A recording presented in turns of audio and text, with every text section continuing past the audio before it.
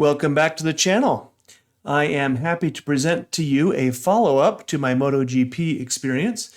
You may recall that my riding companion suffered a little bit of a spill in Lubbock, Texas and had a concussion, so he had to call off the rest of the trip, but happy to announce that he did recover well. I'm not dead. I'm getting better. I feel fine. I think I'll go for a walk. And we were able to join back up in Utah and have another ride together. In fact, we were able to borrow a friend's Kawasaki Vulcan S, the 650 parallel twin, and take a nice trip down to Capitol Reef National Park, as well as just see some other areas within Utah that were quite nice. So we're going to review that bike and show you the Capitol Reef ride. I feel happy. Come along and join us.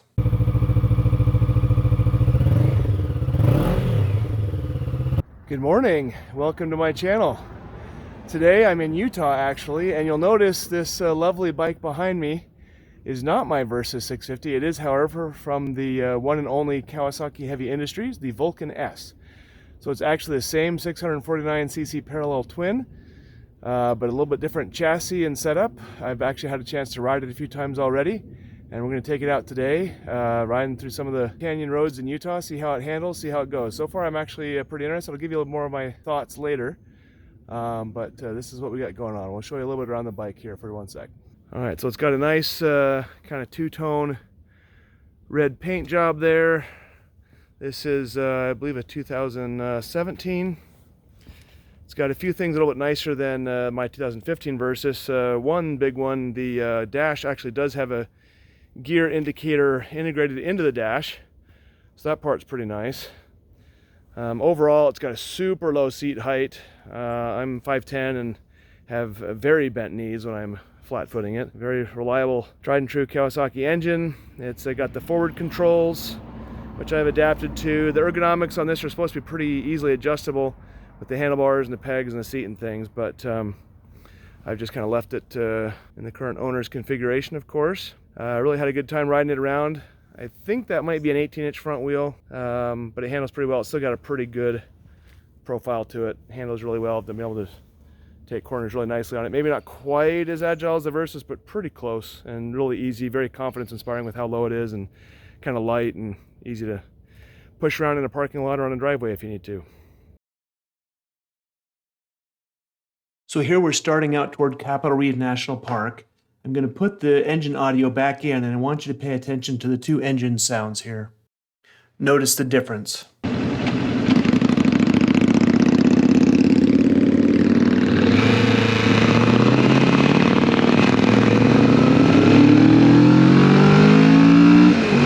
You'll notice that the Vulcan 900 Custom has a very traditional V-twin growl from a low RPM as it starts off, which that particular owner very much enjoys. And then you'll notice as I get the revs up on the Vulcan S, then it starts to really growl and come alive as you bring up the RPMs. Two very different motorcycle engines. So I notice as I ride with a few different companions, of course, that everyone has their own riding style and character. I believe it depends a little bit on their skill and their preferences, what they enjoy in their ride, and the nature of the motorcycle also contributes to that quite a bit. You'll notice my riding partner here, he has a very planted and stable type of ride. He's very good at just maintaining speed and maintaining course without any deviation. On my Versus, I tend to be quite a bit more playful. He commented on a previous ride that it seems like I have a hard time maintaining a steady speed. I don't like to stay in the same spot in my lane. I tend to enjoy going back and forth in that. And I think that's just because the Versus is a little bit more agile and a little more playful in that regard. The Vulcan S is a little bit between those two. It is lower, a little more planted. It has a longer wheelbase. I'll put the wheelbase figures up here. You can see the Vulcan S wheelbase is about 6 inches longer than the Versus, which makes it more stable, more planted, a little bit less playful and agile than the Versus would be.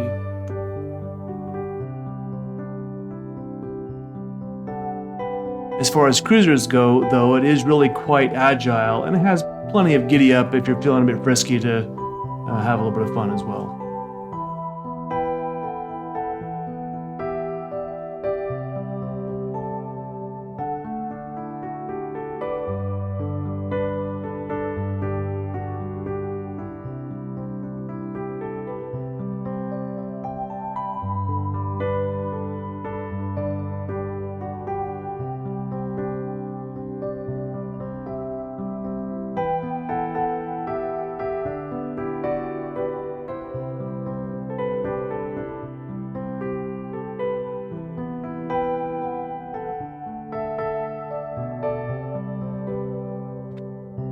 As we get closer to Capitol Reef National Park, you can see the landscape changes to some of the iconic formations of the Great American West that actually inspired Radiator Springs from Pixar's animated film Cars. You may recognize as we go along through here.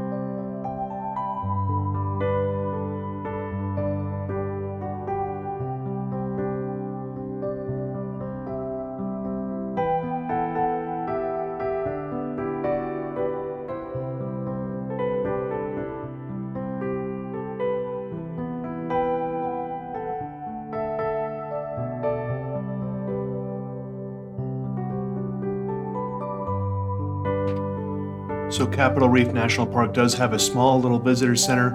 We've already had a chance to visit that here, and we're driving through the camping section before going on a nice little route they've got to see some of the neat rock formations and really just enjoy a nice calm ride with some great views.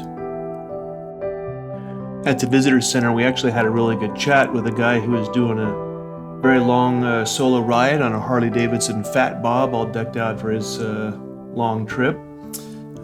Good chill chat with him, and I suppose if you're the type of rider whose self-image is defined by how many cc's are in your engine, I might have felt a bit sheepish talking to him, but we just had a really good chat, and I was completely unashamed with this little Vulcan S. It's a really capable and fun little bike, and I think it's quite a handsome bike as well.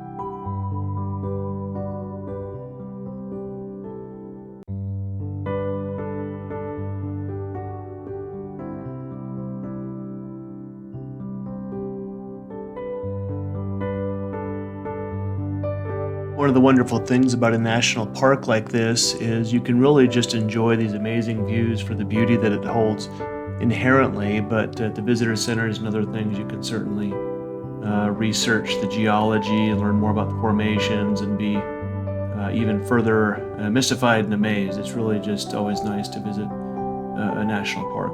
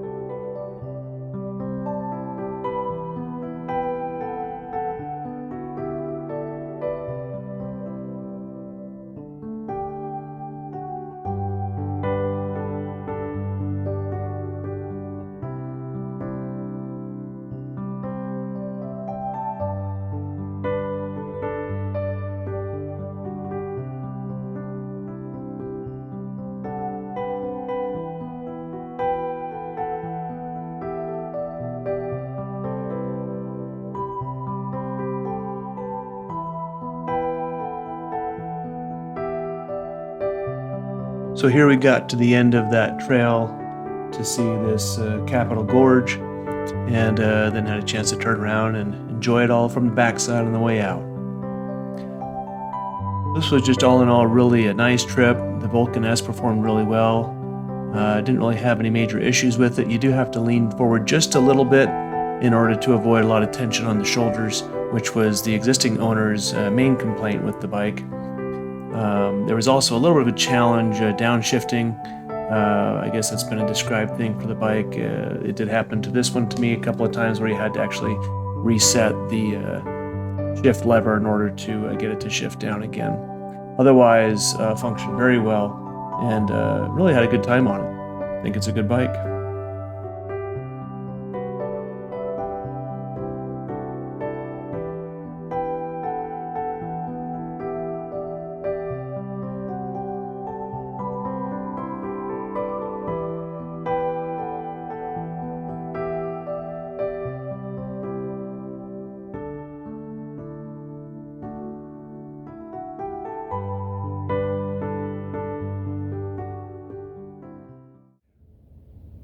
So, could this be an adequate beginner bike?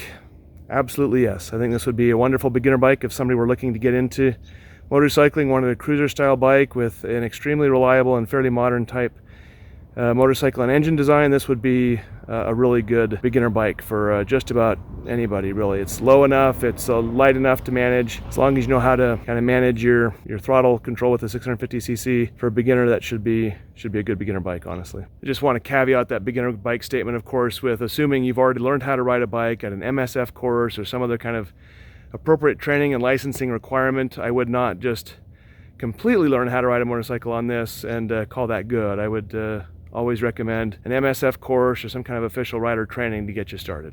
So, final thoughts on the Kawasaki Vulcan S. It is a fun, nimble, reliable, modern cruiser on a budget. It's not super performance oriented. It doesn't have all the chrome bits, and has a single front disc brake. It does come with ABS, I believe, as an option. Not a lot of wind protection or other fancy amenities, but really a great little bike, fun, good for all skill levels, and you can travel as far as you want on that thing. I could easily take that across the country if I wanted, although the ergonomics I'd probably set up a little bit different just so I'm not leaning forward quite as much. But personally, I enjoy the mid controls more than the forward controls. So that's really just a style preference. Curiously, the existing owner of this bike actually was bothered enough by the tension on the shoulders that he actually has traded it in. From my understanding, he now has a Triumph Tiger Sport. I believe it's a 660-ish cc engine, a little more upright, a little less forward lean with the shoulders, a little less forward controls with the more mid controls. I think he's going to have a great time on that as well. All right, everybody, thank you for joining us, and hope to produce something for you again soon.